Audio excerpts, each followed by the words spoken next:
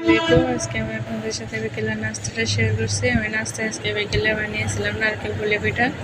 তো পাতানা বাড়িয়ে চলে যাচ্ছে সরাসরি রান্নায়। চলে একটা প্যান বসে দেয়, সেখানে একটা তেজপাতা আমি মাঝখান থেকে 2 ঘন্টা করে কেটে দিয়েছি এবং একটা এলাচ দিয়ে দিয়েছি।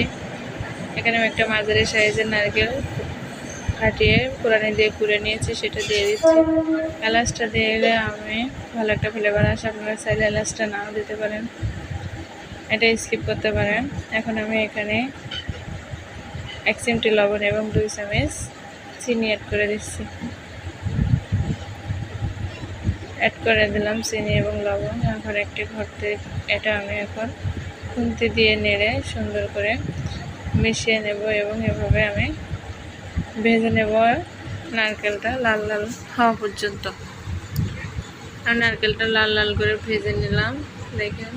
এখন নারকেলটা আমি একটা পাত্রে উঠিয়ে নেব এবং এই একই চুলায় একটা প্যান বসিয়ে দিলাম এবং সেখানে দিয়ে দিলাম কিছুটা পানিটা অল্প একটু লবণ দিয়ে দিচ্ছি। এই পানিতে আমি আটাটা মেরে ডো বানিয়ে নেব।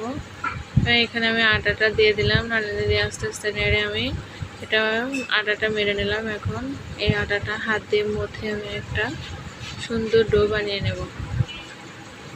দেখেন আমার ডোটা বানানো কমপ্লিট। ডোটা আমার এরকম হতে হবে, নরমও হবে না আবার খুব শক্ত হবে না।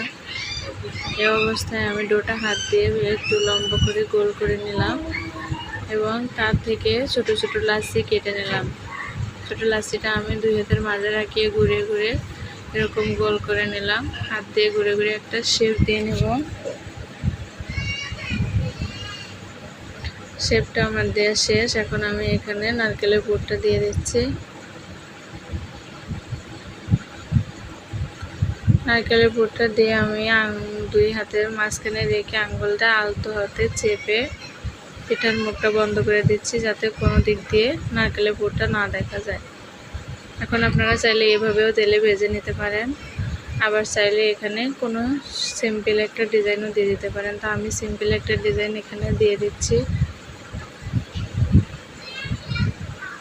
দেখেন আমার একটা সিম্পল একটা ডিজাইন দেওয়া শেষ। এবং দেখতে আমার পিঠাটা ফাইনাল এরকম ফাইনাল লুক হয়েছে। এখন একে একে আমি এইভাবে সবগুলো পিঠা বানিয়ে নেব। আর সবগুলো পিঠা এখন বানানো শেষ। এখন আমি পিঠাগুলো ভেজে নেব। চুলায় একটা প্যান বসিয়ে দিলাম। প্যানটা হালকা গরম হলে সেখানে দিয়ে দেব পরিমাণ মতো তেল।